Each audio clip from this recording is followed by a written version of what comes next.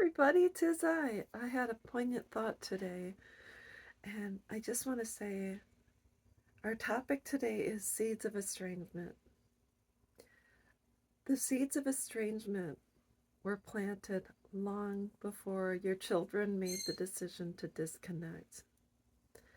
And when I talk about this, it was not only a poignant moment for me, but also a sad moment because had I known this was going to happen, it's possible I could have done a quote unquote intervention, or I could have possibly thought differently about the people I had in my life that really never meant me good cheer.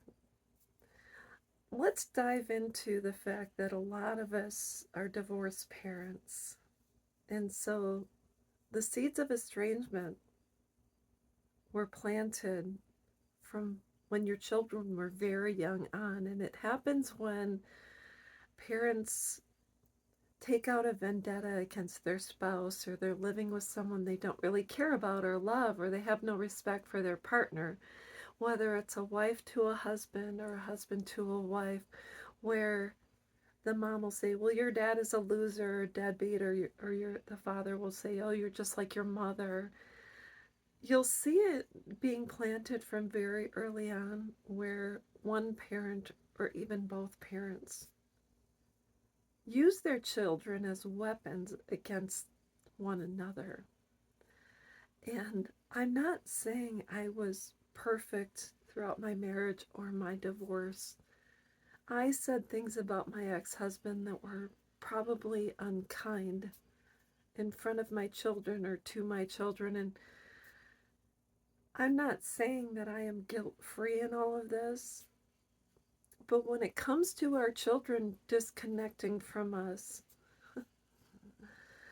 I think the parent with the most money and the biggest voice and the most abusive parent sometimes wins the fight because the other parent just simply is too tired, too meek, too mild mannered to fight. And they finally say, I'm not going to say anything negative further about your father because, after all, you came from him, so therefore I'm going to simply let this go. And one person ends up waving the white flag and basically gives up.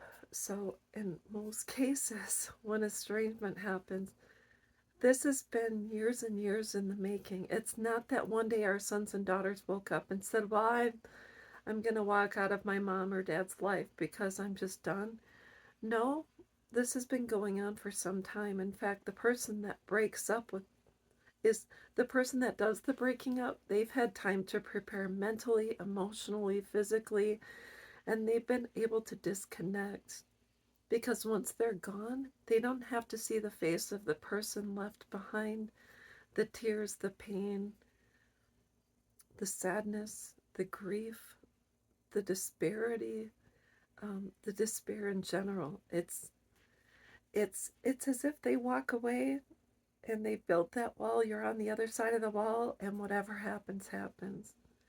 They pushed you as Humpty Dumpty off the wall, and they have no intention of coming back and putting all of your pieces back together.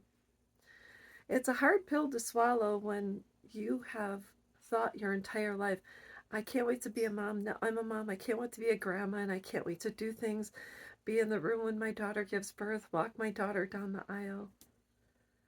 And lo and behold, it just does not happen. So what do? A lot of us cling on to our children. We don't want to let them go. We think they owe us something. We know we've sacrificed for them and we've given them tens of thousands of dollars for things that they want because we want to make their lives easier, because I'm the mom and I wanted my daughter to have a really nice dress, or make sure she had a really good reception, really good childhood, college, high school, sports, concerts. The list goes on. And all I know is that while we're sitting there picking up the pieces, our estranged children have moved on and created a new life for themselves. So the only option you have is to do the same for you, for the first time in your life, you have to start creating a new existence with the people that still walk beside you and have your back. I'm not saying it's easy, but it's not against the law for someone to become an adult and move on and leave people behind. It doesn't matter how many people lay as a result of the breaking up, the estrangement. Our job is to get up, let them go, and live our best possible lives with whatever time we have remaining. So, with that said, I am so very sorry if you're going through this. They've had time to prepare, you haven't, but it doesn't mean we can't prepare for the rest of our lives. So, with that said, I hope this helps, and I'll be back.